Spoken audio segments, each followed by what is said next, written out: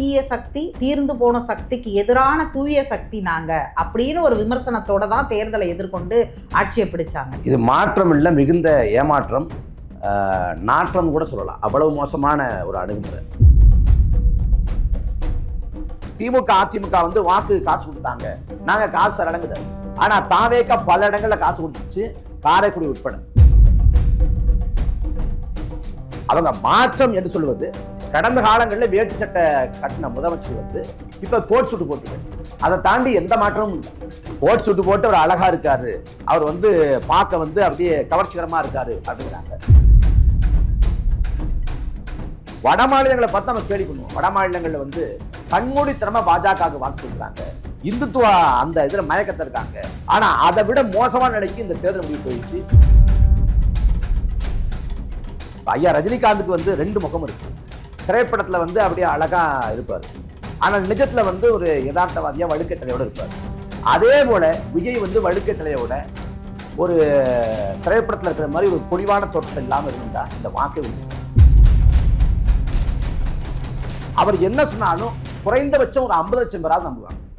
சூரியன் வந்து கிழக்கு ஒதுக்கல வடக்க ஒதுக்கிதுன்னா, ஆமா நேற்று காலம் நான் பார்த்தேன்னு சொல்ல ஒரு கூட்டம் இருக்கு. தொலைபேசி கண்டுபிடிச்சது வந்து அலெக்சாண்டர் கிரகாம்பல் இல்லை, ஆதோர்ஜினா அப்படின்னு சொன்னா அதையும் நம்புறதுக்கு ஒரு 25 பேர் இருப்பாங்க, 25 லட்சம் பேர் இருப்பாங்க.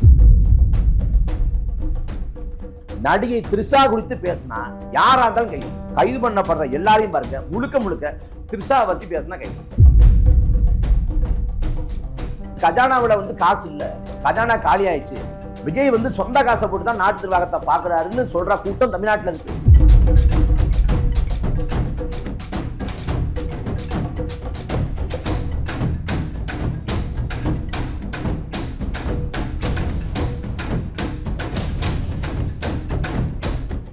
வணக்கம், இது உங்கள் தன்னாட்சி. இன்றைக்கு நாம் சந்திக்கக்கூடிய சிறப்பு விருந்தினர் நாம் தமிழர் கட்சியிலிருந்து தம்பி இடும்பாவனம் கார்த்திக். வணக்கம் தம்பி, எப்படி இருக்கீங்க? தமிழ்நாடு அரசு முதல் பட்ஜெட்டை தாக்கல் பண்ணியிருக்கிறாங்க. நாம் தமிழர் கட்சி எப்பொழுதுமே தேர்தல் அறிக்கையிலிருந்து பட்ஜெட் வரைக்கும் ஒரு தனி வழியோடு தற்சார்பு நிலை பொருளாதார முன்னேற்றத்தை முன்னிலைப்படுத்தக்கூடியவங்க. நீங்கள் எப்படி பார்க்குறீங்க அதை? பெருத்த ஏமாற்றமும் பார்க்குறோம். அதை தாண்டி என்ன சொல்கிறது, இந்த நிதிநிலை அறிக்கையில் வந்து மாற்று பொருளாதார பெருக்கத்துக்கான திட்டங்களோ இல்லை வந்து மக்களோட வாழ்க்கை தரத்தை மேம்படுத்துவதற்கான திட்டங்களோ, குறைந்தபட்சம் அவங்க கொடுத்த தேர்தல் வாக்குறுதிகள், அதை நிறைவேற்றுறதுக்கான உறுதிப்பாடோ அதற்கான நிதி ஒதுக்கீடோ எதுவுமே கிடையாது. கடைசியாக அந்த வேளாண் பட்ஜெட் போடப்பட்டிருக்கு. அதில் வந்து விவசாயிகள் கேட்டு போராடுறது வந்து பயிர்க்கடன் தள்ளுபடி, அதுதான் அவங்க வாக்குறுதியாக கொடுத்துருந்தாங்க. 5 ஏக்கருக்கு குறைவாக இருந்துச்சுன்னா 100 விழுக்காடு பயிர்க்கடன் தள்ளுபடி, அதிகமாக இருந்தால் சரிபாதி விழுக்காடு தள்ளுபடி அப்படின்னு சொல்லியிருந்தாங்க. ஆனால் ஆட்சிக்கு வந்த பிறகு அதில் பல நிபந்தனைகளை போட்டு மொத்தமாக வந்து கழிச்சு கட்டிட்டாங்க. அதே போல் குருவி சாகுபடி பொய்த்து போனதால் ஒரு ஏக்கருக்கு 25,000 ரூபா வந்து இழப்பீடு கொடுத்தா சரியாக இருக்கும் அப்படின்னு சொல்லிட்டு கோரிக்கை வச்சு வர்றாங்க. அப்போ பயிர்க்கடன் தள்ளுபடியோ இல்லை வந்து இந்த குருவி சாகுபடி பொய்த்து போனதால் இழப்பீடோ ஏதாவது வரும் பார்த்தா அதுவும் வரலை. அதே போல் வந்து அவங்க கவர்ச்சிகரமான அறிவிப்புகளை கொடுத்த, நாங்கள் 2,500 ரூபாயா உயர்த்துவோம் மகளிர் உரிமை தொகையை அப்படிங்கிற அறிவிப்பு, அப்புறம் வந்து பெண்களுக்கு வந்து இலவச போக்குவரத்து பயணம் அப்படிங்கிறது, வேலையில்லாத இளைஞர்களுக்கு முதல் 2 ஆண்டு 4,000 ரூபா மானியம் அப்படிங்கிறது, அப்புறம் அந்த எரிவாயு உருளைக்கு வந்து 6 எரிவாயு உருளைக்கான பணத்தை வங்கி கணக்கில் செலுத்துறது, இது எதுவுமே வரலையே. அப்போ வந்து கடந்த காலங்களில் வந்து திமுக அதிமுக வந்து அவங்க இலவசங்களை கொடுத்து மக்களை ஏமாற்றி நாட்டோட கடனை உயர்த்திட்டாங்க அப்படின்னாங்க. இன்னைக்கு தாவேகா ஆட்சியை பொறுத்த வரைக்கும், தாவேகா அரசை பொறுத்த வரைக்கும் இந்த 3 மாத காலத்துக்குள்ள, இந்த 3 மாதமே நிறைவடையில் 25,000 கோடி கடன் வாங்கியிருக்காங்க. இப்போ நிதித்துறை செயலர் சித்திக்கு சொல்கிறாரு, இந்த கடன் வந்து நான் 50 ஆண்டு குறையாது அப்படிங்கிறாரு. இந்த ஓராண்டுக்கு 1.22 லட்சம் கடன் வாங்குற திட்டமிட்டிருக்கோம் அப்படின்னு சொல்கிறாரு. அப்போ இதே பாதியில் போனால் இந்த ஆட்சியோட நிறைவில் தமிழ்நாட்டுக்கு 20 லட்சம் கோடி கடன் இருக்கும். அப்போ கடந்த காலத்தை எதை விமர்சிச்சிங்களோ அதே பாதியில் தானே தாவேகா பயணிக்குது. அப்போ இந்த நிதிநிலை அறிக்கையில் வெற்றி அறிக்கை வெற்றின்னு பல இடங்களை சேர்த்துருக்காங்களே ஒழிய அது ஒரு வெற்றி அறிக்கையை தான் பார்க்க முடியுது. அதில் எந்த பயனும் வரப்போறதில்லை. கடந்த காலங்களில் அதிமுக திமுக மாறி விமர்சனங்களை வச்சிருந்துருக்கிறாங்க. இப்போ தாவேகா அரசு அதிலிருந்து மாறுபட்ட ஒரு அரசா நாங்கள் வந்து ஆட்சியை கொடுப்போம், நாங்கள் ஒரு மாறுபட்ட அரசியலை கொடுப்போம் அப்படின்னு சொல்லி தான் தேர்தலை சந்திச்சாங்க. இன்னும் சொன்ன போனால் துல்லியமா சொல்லணும்னா தீய சக்தி, தீர்ந்து போன சக்திக்கு எதிரான தூய சக்தி நாங்க அப்படின்னு ஒரு விமர்சனத்தோட தான் தேர்தலை எதிர்கொண்டு ஆட்சியை பிடிச்சாங்க. அந்த மாற்றம் தெரியுதா? இது மாற்றம் இல்லை, மிகுந்த ஏமாற்றம், நாற்றம் கூட சொல்லலாம். அவ்வளவு மோசமான ஒரு அணுகுமுறை. இப்போ திமுக பொறுத்த வரைக்கும் திமுக மீது வந்து நமக்கு கடும் விமர்சனம் இருக்குது, எதிர்ப்பு இருக்குது. ஆனால் திமுக தொடங்கப்பட்ட காலகட்டத்தில் உயர்ந்த கோட்பாடுகளை வச்சாங்க. வகுப்பாரி புடைத்துவம், சமத்துவம், சமூக நீதி அப்படின்னு கோட்பாடுகளை வச்சாங்க. அதே போல் சாதி மறுப்பு அப்படிலாம் வச்சாங்க. அதிமுக தொடங்கப்படுறப்ப எம்ஜிஆர் வந்து அண்ணாயிசம் தான் என் கோட்பாடு அப்படின்னாரு. அவங்க வந்து தொடங்குறப்ப நல்லா தொடங்கினாங்க. அதுக்கு பிறகு அவங்க வந்து சிரழிஞ்சு போனாங்க. இங்கே தாவேக்காங்கிற கட்சி தொடக்கமே சிரழிவாக இருக்குது. இங்கே அடிப்படையே பிள்ளையாக இருக்குது. இது நாள் வரைக்கும் தமிழ்நாட்டில் குதிரை பேரம்ங்கிற வார்த்தையை வந்து நம்ம தொலைக்காட்சி வாதங்களை பயன்படுத்தியிருக்கோம். ஆனால் தமிழ்நாட்டில் வந்து பார்த்ததில்லை. வட மாநிலங்களில் சத்தீஸ்கரில், ஜார்க்கண்டில், உத்தரப்பிரதேசத்தில், மத்திய பிரதேசத்தில் அந்த மாநிலங்களில் குதிரை பேரம் நடக்கும். பாஜக பண்ணுது, இல்லை முந்தைய காங்கிரஸ் ஆட்சியில் நடத்துல காங்கிரஸ் பண்ணுது அப்படின்னு விமர்சனம் பண்ணியிருக்கோம். ஆனால் தமிழ்நாட்டில் சர்வசாதாரணமாக நடக்குது குதிரை பேரம். இப்போ திமுகவை வந்து தீய சக்திங்கிறாரு, ஊழல் சக்திங்கிறாரு. அதிமுகவை ஊழல் சக்தி அப்படிங்கிறாரு. இப்போ அதிமுக ஊழல் சக்தின்னா எதை வச்சு அதிமுக ஊழல் சக்தின்னு சொல்கிறாரு அப்படின்னு பார்த்தீங்கன்னா, எம்ஜிஆர் மேலே வந்து எரிசராய ஊழல் குற்றச்சாட்டு வைக்கப்பட்டுச்சு. அப்புறம் வந்து வெளிநாட்டிலேருந்து அந்த கப்பல் நினைக்கிறேன், கப்பல் இறக்குமதியில் ஊழல் அப்படின்னு குற்றச்சாட்டு வைக்கப்பட்டுச்சு. அதனால எம்ஜிஆர் ஊழல்வாதி அப்படின்னு மையப்படுத்தி அதிமுக ஊழல் சக்தின்னு சொல்கிறாரான்னு பார்த்தா இல்லை. எம்ஜிஆரை வந்து அந்த கட்சி வந்து வழியாட்டே, தேர்தல் வழியாட்டே ஏற்றுக்குது. சரி, ஜெயலலிதாமையார் வந்து நிரூபிக்கப்பட்ட ஊழல் குற்றவாளி, அவங்கள வந்து மையப்படுத்தி ஊழல் சக்தி அப்படின்னு சொல்லுதான்னு பார்த்தா அப்பயும் இல்லை. இப்போ யாரை வச்சு ஊழல் சக்தி அப்படின்னு சொல்கிறாங்கன்னா, எடப்பாடி பழனிசாமி ஆட்சி காலம் 2015 2021 வரையிலான இந்த ஆட்சி காலத்தில் அவங்க ஊழல் பண்ணாங்கன்னு எடப்பாடி பழனிசாமி ஆட்சியை பிரதானப்படுத்தி தான் அவங்க ஊழல் ஆட்சி, ஊழல் கட்சி அப்படின்னு சொல்கிறாங்க. இப்போ எடப்பாடி பழனிசாமி கட்சி ஆட்சி நிர்வாகம் வந்து ஊழல் மிகுந்ததான்னா ஊழல் மிகுந்தது தான், மாற்று கருத்து இல்லை. இப்போ கேள்வி என்னன்னா, 2017 21 வரைக்கும் அந்த ஆட்சி நிர்வாகம் முழுவதுமாக எல்லா துறையிலையும் ஊழல் வந்து நீக்கமர நிறைஞ்சிருந்துச்சு அப்படின்னு விஜய் வந்து நம்புறாரு, சொல்றாரு. அதான் சொல்றாரு, 2027 2021 வரைக்கும் எல்லா துறையிலையும் ஓட்டை ஏற்படுத்திட்டாங்க, அதை அடைக்கிற வேலையை நாங்கள் பார்க்குறோங்க. இப்போ 2017 காலகட்டத்தில் அன்னைக்கு எடப்பாடி பழனிசாமி ஆட்சி காலத்தில் பள்ளிக்கல்வித்துறை அமைச்சராக இருந்தது செங்கோட்டையன், அன்னைக்கு போக்குவரத்துறை அமைச்சராக இருந்தது எம்ஆர் விஜயபாஸ்கர், சுகாதாரத்துறை அமைச்சராக இருந்தது விஜயபாஸ்கர், அதே போல வெள்ளமணி நடராஜன், உடுமலை ராதாகிருஷ்ணன், இவங்கள்லாம் வந்து வனத்துறை அமைச்சகம், அப்புறம் திருச்சி வளர்மதி, அவங்க வந்து பிற்படுத்தப்பட்ட சிறுபான்மை நலத்துறை அமைச்சகம், அதே போல வந்து தொழில்துறை அமைச்சர் வந்து எம்சி சம்பத்து, செய்தி மற்றும் விளம்பரத்துறை அமைச்சர் வந்து கடம்பூர் ராஜு. இப்படி அதிமுக ஆட்சியில், எடப்பாடி பழனிசாமி ஆட்சியில் 8 அமைச்சர்கள் இருந்தவங்க, 8 அமைச்சர் வந்து இன்னைக்கு தாவேக்கால ஐக்கியமா இருக்காங்க. இப்போ அவங்க ஊழல் செஞ்சாங்களா இல்லையா? ராஜ்மோகன் சொல்றாரு, தனியார் பள்ளிகளோட ஒப்புதலுக்கு வந்து நாங்க லஞ்சம் வாங்கலை அப்படிங்கிறாரு. அப்ப முந்தைய ஆட்சி காலங்களில் லஞ்சம் வாங்கப்படுச்சுங்கிற பொருளை வந்து அவங்க சொல்றாங்க. முந்தைய ஆட்சி காலத்தில் அன்பில் மகேஷ் பொய்யாமொழி ஆட்சி காலத்தில் லஞ்சம் வாங்கப்படுச்சு, நானும் அந்த கருத்தில் உடன்படுறேன். அதே போல எடப்பாடி பழனிசாமி ஆட்சி காலத்தில் செங்கோட்டையன் பள்ளிக்கல்வித்துறை அமைச்சர் இருந்தப்ப லஞ்சம் வாங்கப்படுச்சா இல்லையா? அதற்கு முந்தைய ஜெயலலிதா ஆட்சி காலத்தில் பள்ளிக்கல்வித்துறை அமைச்சகத்தில் லஞ்சம் வாங்கப்படுச்சா இல்லையா?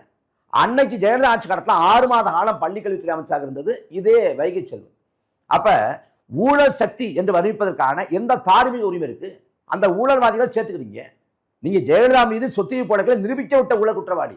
ஆனா ஜெயலலிதா அம்மையார தாவேகா கொண்டாடுது, உள்வாங்கி கொள்ளுது. அதே போல விஜயபாஸ்கர் மேல, எம்ஆர் விஜயபாஸ்கர் மேல சொத்து போலக்கு நிலுவையில் இருக்கு, அவங்களையும் கட்சி உள்வாங்கிக்குது. இதுல திமுக அதிமுக வந்து வாக்கு காசு கொடுத்தாங்க, நாங்க காசு தரலங்கிறாரு. ஆனா தாவேகா பல இடங்கள்ல காசு கொடுத்துச்சு, காரைக்குடி உட்பட. இதுல திமுக அதிமுக வாக்கு காசு கொடுத்தான்னா கொடுத்துச்சு.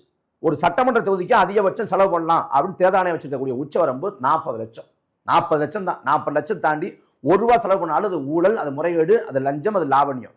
ஆனா இங்க திமுகவும் அதிமுகவும் சராசரியா 50 கோடி 60 கோடி அப்படின்னு செலவு பண்ணாங்க. அப்படி செலவு பண்ண ஆட்கள்ல சிலர் தான் வந்து இந்த எஸ்ஐகி சுப்பியா, இந்த ஜெயக்குமார், இந்த சத்யபாமா, இந்த விஜயபாஸ்கர், இந்த எம்ஆர் விஜயபாஸ்கர், அவங்கள பூரா நீங்க சேர்த்து வச்சுக்கிட்டு எப்படி ஊழலை ஒழிக்க முடியும்? அதாவது 40 கோடி 50 கோடி செலவு பண்ணி சட்டமன்ற உறுப்பினரான எஸ்ஐகி சுப்பையாவும், சத்யபாமாவும், ஜெயக்குமாரும், விஜயபாஸ்கரும், எம்ஆர் விஜயபாஸ்கரும், இவங்க எல்லாரும் அந்த பதவியை 1.5 மாதத்துக்குள்ள ராஜினாமா பண்றாங்கன்னா எதுக்காக பண்றாங்க? அங்க போனா எம்எல்ஏ இருக்கிற நாம மறுபடியும் போட்டி போட்டு எம்எல்ஏ ஆகி அமைச்சராகலாம், இல்ல பெரிய பொறுப்புக்கு வரலாம், அதிமுக எதிர்காலம் இல்லை, அங்க போனா சம்பாதிக்கலாம்ங்கிற இந்த லாபரட்ட கணக்கு. அப்ப அப்படிப்பட்ட பேர்வழிகளை வச்சுக்கிட்டு எப்படி நீங்க லஞ்சத்தை ஊழலை ஒழிக்க முடியும்? நீங்க துறை சார்ந்த ஊழல்லாம் அப்புறம் விட்டுருங்க. ஜனநாயகன் படம் வந்துச்சு, விஜயோட கடைசி படம். அந்த படம் வந்து திரையரங்கில் கள்ளச்சந்தையில் விற்கப்பட்டுச்சா? கடந்த காலங்களில் கள்ளச்சந்தை பிளாக் டிக்கெட்னா அங்கே திரையரங்கத்தில் போய் அந்த அந்த சீட்டை வாங்கிட்டு போய் தூரமாக நின்று இல்லை வந்து வேற ஆட்கள்கிட்ட வந்து அவன் வந்து 100 ரூபா 200 ரூபான்னு அதை ஏற்றி வைப்பான். அதுதான் பிளாக் டிக்கெட்டாக இருந்துச்சு. ஆனால் தாவே காட்சி காலத்தில் அந்த டிக்கெட் வாங்குறாங்கல்ல கவுண்டர், அங்கேயே 100 ரூபா டிக்கெட்டா 200 ரூபா 300 ரூபான்னு ஏற்றுறான், 700 ரூபான்னு ஏற்றுறான். இணையத்தில் பதிவு பண்ணா இணையத்திலையும் வருது, கூடுதலாக 700 ரூபா கட்டுங்கன்னு வருது. இந்த திரையரங்க கட்டண நிர்ணயம் யாருக்கு கீழே வருது அப்படின்னு பார்த்தா அது உள்துறை அமைச்சகத்தின் கீழே வருது. உள்துறை அமைச்சகம் வந்து நேரடியாக முதலமைச்சரோட கட்டுப்பாட்டில் இருக்கு. அவரோட படம் அவரோட துறைக்கு கீழே வருது. அதில் கரை புரண்டு ஓடக்கூடிய லஞ்ச ஊழலை ஒழிக்க முடியல. எப்படி மாற்றத்தை கொடுப்பாரு, எப்படி ஊழலை ஒழிப்பாரு? அப்போ அவங்க மாற்றம் என்று சொல்வது, கடந்த காலங்களில் வேட்டு சட்டை கட்டின முதலமைச்சர்கள் வந்து இப்போ கோட் சூட்டு போட்டிருக்காரு. அதை தாண்டி எந்த மாற்றமும் இல்லை. இது கோட் சூட்டு போட்டு அவர் அழகா இருக்காரு, அவர் வந்து பார்க்க வந்து அப்படியே கவர்ச்சிகரமா இருக்காரு அப்படிங்கிறாங்க. இந்த நாட்டை அறிஞர் அண்ணா ஆண்டாரு. அறிஞர் அண்ணா ஆண்டப்ப அவர் வந்து வசீகரமான தோற்றம் இல்லை, முகப்பொடிவு இல்லை. பெருந்தலைவர் காமராசர் ஆண்டாரு, அவருக்கும் வசீகரமான கரிஸ்மாட்டிக் லுக்கெல்லாம் கிடையாது. அப்போ அவங்களும் ஆண்டு போனாங்களே. இன்னும் சொல்லப்போனா காமராசர் வந்து வெளிநாடுகளுக்கு பயணப்பட்டார், குளிர் பிரதேசங்களுக்கு. அப்போ காமராசர் வந்து குளிர் தாங்க மாட்டார்னு அவருக்காக கோட் சூட்டு தைக்கப்படுது. ஆனால் தைக்கப்பட்ட பிறகு கூட அந்த கோட் சூட்டை போடாமல் அவர் வந்து வேட்டு சட்டெலாம் வெளிநாட்டுக்கு போனார். இன்னைக்கும் போய் பார்த்தா விருதுநகர் இல்லத்தில் காமராசருக்காக தைக்கப்பட்டு காமராசர் அணியாத கோட் சூட்டும் போட்டிருக்கு. அப்போ கோட் சூட்டு போடாமல் ஒரு தலைமை 9 ஆண்டு காலம் ஒப்பற்ற ஆட்சி கொடுத்தாரு. ஆனால் இங்கே ஆட்சி நடக்குதான்னா ஆட்சி நடக்கல, காட்சி நடக்குது. இன்னும் சொல்ல போனா நீங்க அப்படிதான் விமர்சிக்கிறீங்க. அதாவது சினிமாலேருந்து வந்திருக்கேன், நீங்களே இப்ப உச்சரிச்சது மாதிரி கவர்ச்சின்னு என்ன சொல்றீங்க அப்படிங்கிறதெல்லாம் அவரே மேடையில சொல்றாரு. என்ன போய் அப்படி சொல்றீங்களேன்னு சொல்லிட்டு ஒரு பாஸ் வேற விட்டார்ல. அதாவது அதெல்லாம் அபத்தம். மாண்புமிகு முதலமைச்சர் அப்படின்னு விழிக்கிறோம்னா அந்த மாண்புமிகுங்கிற அந்த பொறுப்புக்கு ஏற்றவாறு மாண்போடு நடந்து கொள்ளணும். இப்போ திருச்சியில் அவர் பேசினாரு, பேசுகிறப்ப என்ன பேசியிருக்கணும்? தேர்தல் காலத்தில் எனக்கும் அவங்களுக்கு சண்டை, இங்கே திமுகவா தாவேக்காவன்னு போட்டி, நாளை இடைத்தல் வந்தாலும் திமுகவா தாவேக்காவன்னு போட்டி நடக்கும். இன்னைக்கு ஆளுங்கட்சி ஆயிட்டோம். ஆளுங்கட்சி ஆயிட்ட பிறகு அரசாங்கங்கிறது ஆளுங்கட்சியும் எதிர்கட்சியும் சேர்ந்தது தான். எதிர்கட்சி தலைவர் வந்து நிழல் முதலமைச்சர். அப்போ ஆளுங்கட்சி எதிர்கட்சியும் சேர்ந்து இந்த மக்களுக்கு நல்லது பண்ணணும், நாங்கள் வந்து நல்லது செய்ய முற்படுறோம், நாங்கள் வந்து பிழை பண்ணா தவறு பண்ணா நீங்கள் சுட்டி காட்டுங்க, உங்களோட வழிகாட்டுதலை உங்களோட ஆலோசனை கொடுங்க, சேர்ந்து இந்த மக்களுக்கு நல்லது பண்ணுவோம், ஆக்கப்பூர்வமான அரசியல் எடுப்போம். ஆளுங்கட்சி எதிர்கட்சியை வந்து ஒரு பகை சக்தியாக மாற்ற வேண்டாம், நாம வந்து ஒரு தோழமை சக்தியாக இருப்போம் அப்படிதான் பேசியிருக்கணும். அப்படி பேசியிருந்தா முதிர்ச்சியான பேச்சு. அதை விட்டுட்டு அங்கே போய் மறுபடியும் தேர்தல் பரப்புரையில் பேசுவார்னா அது எப்படி எடுத்துக்க முடியும்? விஜய்க்கு வாக்கு செலுத்தின வாக்குங்கிறது இந்த தேர்தல் முடிவுங்கிறது ஒரு விபரீத விபத்து. அண்ணன் சீமான் சொன்னது போல ஒரு அரசியல் பேரிடர். இது நாள் வரைக்கும் வந்து தமிழ்நாட்டுக்கு பல முற்போக்கு பிம்பங்கள் இருந்துச்சு, பல அடையாளங்கள் இருந்துச்சு, பல தனித்துவம் இருந்துச்சு. வட மாநிலங்களில் கலவை ஏற்பட்டப்ப தமிழ்நாட்டில் கலவை ஏற்படலை, தமிழ்நாடு அமைதியாக இருந்துச்சு. தமிழ்நாட்டில் தான் 69 விழுக்காடு வகுப்பாரி பிரதித்துவத்தை பெற்றிருக்காங்க. தமிழ்நாட்டில் தான் முதல் முறையாக வந்து அரசியலமைப்பு சாசனம் திருத்தப்பட போராட்டம் நடந்துச்சு. தமிழ்நாடு தான் இந்தியை எதிர்த்து போராடிச்சு. இப்படி பல அடையாளங்கள். ஆனால் அந்த அடையாளங்கள் எல்லாமே, பல அம்சங்கள் எல்லாமே இந்த ஒரு தேர்தல் முடிவில் தகர்ந்துருச்சு. பொதுவாக வந்து வட மாநிலங்களை பார்த்து நம்ம கேள்வி பண்ணுவோம். வட மாநிலங்களில் வந்து கண்மூடித்தனமாக பாஜகவுக்கு வாக்கு செலுத்துறாங்க, இந்துத்துவ அந்த இதில் மயக்கத்தில் இருக்காங்க, அவங்க வாக்கு செலுத்தி நாட்டு மக்களை வந்து நம்மளையும் கஷ்டப்பட வைக்கிறாங்க அப்படின்னு வட மாநில மக்கள் மேலே ஒரு கோபம் இருக்கும். ஆனால் அதை விட மோசமான நிலைக்கு இந்த தேர்தல் முடிவு போயிடுச்சு. வேட்பாளரே யாரும் தெரியாமல் மக்கள் வாக்கு செலுத்துறாங்கன்னா எப்படி புரிஞ்சுக்கிறது? அதாவது விஜயோட தேர்தல் அறிக்கையில் என்ன சொல்லப்பட்டுச்சு அப்படின்னு பார்க்காம விஜய் என்ன பேசுறாரு, அர்ப்பணிப்பு உணர்வு கொண்டவரா, தார்மீக உணர்வு கொண்டவரா, மக்களுக்காக களத்தை நிற்பாரா, ஒரு பிரச்சனைக்கு பொறுப்பேற்பாரா? அதெல்லாம் பார்த்தா வாக்களிச்சாங்கன்னு நினைக்கிறீங்க? நீங்க வந்து எதையுமே பார்க்கலையே, அதான் பிரச்சனை. மீடியாவில் ரொம்ப ஸ்ட்ராங்கா இருக்கிற ஒரு பர்சன் நீங்க சொல்லுங்க. அதாவது அந்த பெண்கள் அங்க வந்து பேசக்கூடிய விஷயங்கள், நிறைய விஷயங்கள் வந்து இதுவரைக்கும் தமிழ்நாடு பார்க்காத காட்சி. அது எதனால இந்த கட்சிக்கும் அல்லது அவருக்கும் இந்த ஆதரவு 100 விழுக்காடு வந்து திரை கவர்ச்சி, 100 விழுக்காடு திரை கவர்ச்சி. நீங்க இன்னும் சரியா சொல்லணும்னா ஐயா ரஜினிகாந்துக்கு வந்து 2 முகம் இருக்கு. திரைப்படத்துல வந்து அப்படியே அழகா இருப்பார், ஆனால் நிஜத்துல வந்து ஒரு யதார்த்தவாதியா வழுக்கை தலையோட இருப்பார். அதே போல விஜய் வந்து வழுக்கை தலையோட ஒரு திரைப்படத்தில் இருக்கிற மாதிரி ஒரு பொலிவான தோற்றத்தை இல்லாமல் இருந்தா இந்த வாக்கை விழுந்திருக்காது. இதுதான் சத்தியம். 100 விழுக்காடு திரை கவர்ச்சி விழுந்த வாக்கு. இந்த ஆங்கிலத்தில் வாக்கு சொல்றாங்க பாராசோசியல் ரிலேஷன்ஷிப் அப்படின்னு சொல்றாங்க. ஒரு பிரபலத்தை வந்து தன் வாடிக்கையோட பிணைச்சிக்கிறது. அவருக்கு எனக்கு ஒரு உறவு இருக்கு, அவர் அண்ணன், நான் தங்கச்சி, நான் தம்பி அப்படின்னு பிணைச்சிக்கிறது. அந்த கற்பனை உறவையும் நிஜ உறவையும் போட்டு குழப்பிக்கிட்டு ஒரு கட்டத்தில் கற்பனை உறவு தான் மேலானதுங்கிற இடத்துக்கு போவாங்க. அதுதான் வந்து என்னோட கணவனை விட விஜய் மாமா முக்கியம் அப்படின்னு சொன்ன அந்த கருத்தோட உளவியல். அப்போ விஜயை பொறுத்த வரைக்கும் ஒரு கட்சியோட தலைவரா இல்லை வந்து ஒரு மாநிலத்தோட முதலமைச்சராக பார்க்கறத விட அவரை வந்து ஒரு இன்ஃப்ளூயன்சராக பார்க்கலாம். ஏன்னா அவரோட கருத்துக்கள் வந்து குறைந்தது 5 கோடி பேருக்கு போகும். அவர் என்ன சொன்னாலும் 5 கோடி பேருக்கு குறைஞ்சது போகும். அதே போல அவர் என்ன சொன்னாலும் குறைந்தபட்சம் ஒரு 50 லட்சம் பேராவது நம்புவாங்க. சூரியன் வந்து கிழக்கு உதிக்கல வடக்க உதிக்குதுன்னா ஆமாம் நேற்று காலம் நான் பார்த்தேன்னு சொல்ல ஒரு கூட்டம் இருக்குது. தொலைபேசி கண்டுபிடிச்சது வந்து அலெக்சாண்டர் கிரகாம்பல் இல்லை ஆதோர்ஜினா அப்படின்னு சொன்னால் அதையும் நம்புறதுக்கு ஒரு 25 பேர் இருப்பான், 25 லட்சம் பேர் இருப்பான். அப்போ அவர் என்ன சொன்னாலும் அவரை வந்து ஒரு கடவுளை விட மோசமாக தொழக்கூடிய இந்த வழிபாட்டு நிலையின் உச்சம்தான். நீங்க சொல்ற மாதிரி இந்த பிம்பங்கள்லாம் இருந்திருக்கலாம். ஆனா பதவி ஏற்றுக்கொண்டவனையே இங்க ஒரே பவர் சென்டர் நான் மட்டும்தான், வேற பவர் சென்டர்லாம் கிடையாது அப்படின்னு பேசும்போது ஒரு மாற்றத்தை நோக்கி நகர்கிறது இந்த அரசு. அதாவது அதே போல சொல்றாங்க லஞ்சம் கொடுக்காதீங்க அப்படின்னு சொல்லிட்டாரு ஒரு முதலமைச்சரே. இதுவரைக்கும் எந்த முதலமைச்சராவது பேசியிருக்காங்க? எடப்பாடி பழனிசாமி, ஸ்டாலின், ஓபிஎஸ், ஜெயலலிதா அம்மையார், ஐயா கருணாநிதி, இல்லை பக்தவச்சலம், ஐயா காமராசர், ஓமந்துரார், இந்த முதலமைச்சர்களில் யாராவது ஒருத்தங்க வந்து லஞ்சம் வாங்குங்க இல்லை லஞ்சம் கொடுங்க அப்படின்னு சொன்னாங்களா? ஊர் பூரா சொல்கிறது தானே. அரவிந்த் கெஜ்ரிவால் வர்றப்ப நான் லஞ்ச ஊழலை ஒழிக்க போகிறேன், லஞ்ச ஒழிக்கிறதான இயக்கம் தான் வந்தார். ஆனால் அவர் இயக்கமே நீங்கள் ஊழல் குற்றச்சாட்டில் வந்து ஒன்றுலாம் போயிடுச்சு. அப்போ எல்லாரும் சொல்கிறப்ப நான் லஞ்சத்தை வந்து எதுக்குறேன், ஊழலை எதுக்குறேன், நான் ஏற்றுக்க மாட்டேன்னு சொல்லுவாங்க. செயலாக்கம் என்ன, செயல் வடிவம் என்ன, அதானே பார்க்கணும். அப்போ சொல்லிட்டாரு அப்படின்னா அந்த கட்சியில் வேட்பாளர் போகிறதுக்கே காசு வாங்கியிருக்காங்க. இந்த ஊத்தங்கரை சட்டமன்ற உறுப்பினர் இளையராஜா அவர் தான் அந்த ஆட்சி கவிழ்க்க சதி பண்ணுறாங்க அப்படிங்கிற குற்றச்சாட்டை வச்சு அந்த வழக்கு போயிட்டு இருக்கு. அந்த ஊத்தங்கரை சட்டமன்ற வேட்பாளராக அறிவிக்கப்பட்ட ஆள் யார்? அறிவிக்கப்பட்டவர் குமரவேலுங்கிற ஒருத்தர். அவரை தான் விஜய் வந்து அந்த மேடையில் அறிவிச்சார். ஆனால் குமரவேல் இல்லாமல் ஏன் இளையராஜா வந்தார்? இளையராஜா வந்து விஜயோட மக்கள் இயக்கத்தில் பணிபுரிஞ்சாரா, ரசிக மன்ற நிர்வாகியாக இருந்தார்? யார் அவர்? அவர் அதிமுகவை சேர்ந்தவர். கடைசி நேரத்தில் தாவேக்காக வர்றாரு. ஏன் வர்றாருன்னு பார்த்தா காசை கொடுத்து புஷியானந்துக்கு காசை கொடுத்து வேட்பாளர் ஆகிட்டார். அதனால தாவேக்கா பொறுத்த வரைக்கும் பல அதிகார மையங்கள், இப்போ ஒரு புதிய அதிகார மையம் பட்டினப்பாக்கத்துலேயும் முளைச்சிருக்கு. அதையும் நம்ம பார்க்குறோம். இப்போ உதயநிதி ஸ்டாலின் வந்து அந்த மேடையில் பேசிய கருத்து ஏற்படுதான்னா 100 விழுக்காடு ஏற்படுதில்லை. கண்ணிய குறைவாக பேசக்கூடாது. கண்ணிய குறைவா, மரியாதை குறைவா, தரம் தாழ்ந்த பேச்சை யாராக இருந்தாலும் பேசக்கூடாது.